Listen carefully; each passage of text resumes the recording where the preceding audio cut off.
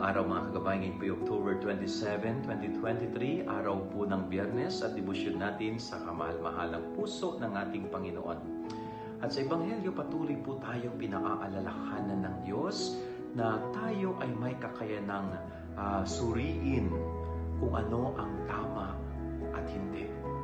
No, kumbaga meron tayong power, no, na pumili sa pagitan ng tama at mali. So ano pong ibig sabihin ng Panginoon dito? Kung ikaw ay nagsisikap sundin ang kalooban ng Diyos, palagi mong pipiliin ang tama at mabuti. Kung ikaw ay talagang isang Katoliko, kung ikaw ay talagang isang Kristiyano, mas susundan mo yung kabutihan kaysa sa kasamaan. So ito po'y napakasimpleng paalala ng Panginoon na madalas nakakalimutan po natin.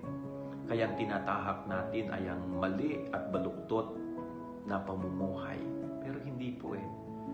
Tayo ay may kakayanan na piliin kung ano ang tama at mali. Kaya sana araw-araw pinipili natin ang mabuti. Araw-araw nagsisikap tayo sa makatwirang buhay at hindi ang iba.